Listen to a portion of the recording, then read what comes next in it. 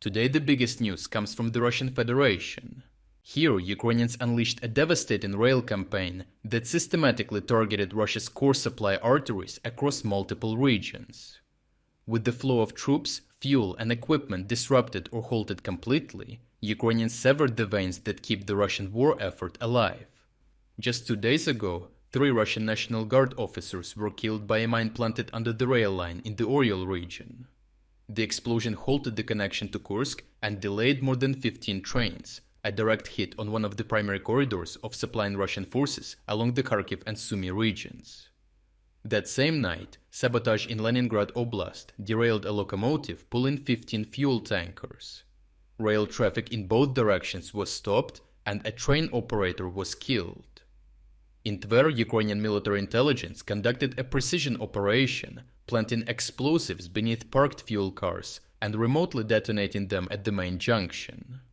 Farther south, Ukrainian Special Operation Forces confirmed a successful strike on a fuel train at Dzhankoi station in Crimea, disrupting supply to Russia's southern grouping of forces. And in a particularly brutal sequence near Ostrykivk in the Zaporizhia region, Ukrainian forces blew up a rail line, derailed a freight train, and then used FPV drones to ignite the spilled fuel. These are not isolated incidents, they are the sharp edge of a campaign to make rail-based Russian logistics near impossible.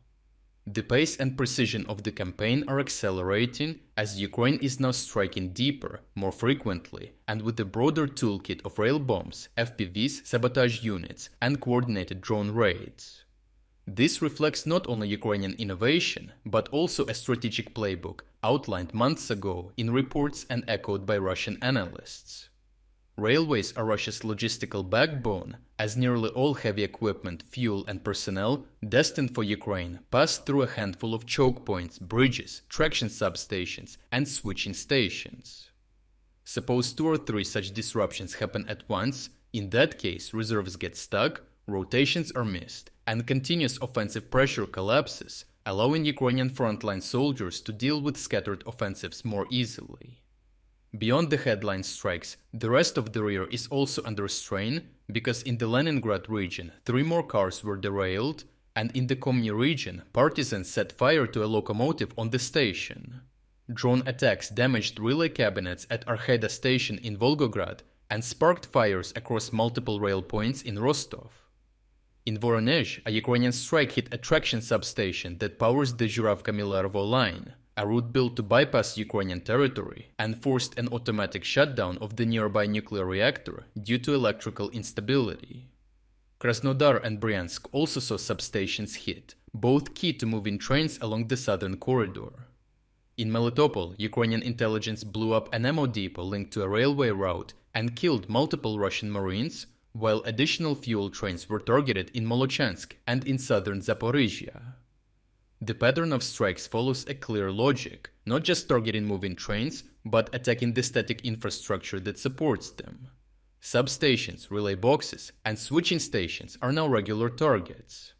In total, Russian sources admit that over 250 trains were delayed in recent weeks alone, with the bulk of the economic disruption stemming from strikes in the Rostov, Volgograd, and Krasnodar regions. It is a map-wide degradation that may not fully paralyze Russian logistics in a single stroke, but it is sustained and increasingly difficult for Moscow to contain. Overall, the collapse of Russian logistics is no longer a prediction. It is a visible process unfolding in real time. Ukraine has found the formula in bypassing hardened military targets and striking the soft static infrastructure that supports them. Rail sabotage, fuel train ambushes, and targeted substation attacks have left Russia scrambling to repair, reroute, and recover their railway network.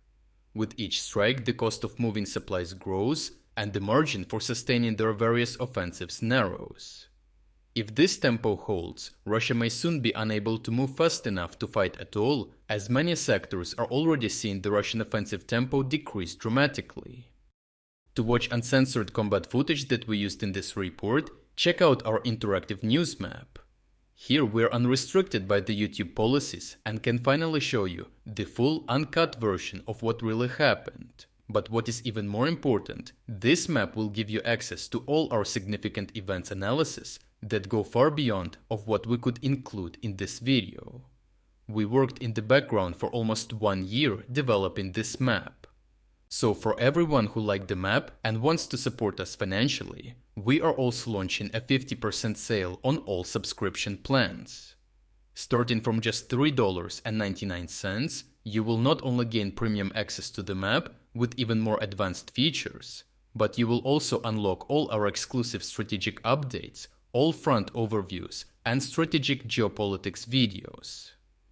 If you wanted to support our efforts but haven't had the chance, now is the perfect time to jump in and make a real difference.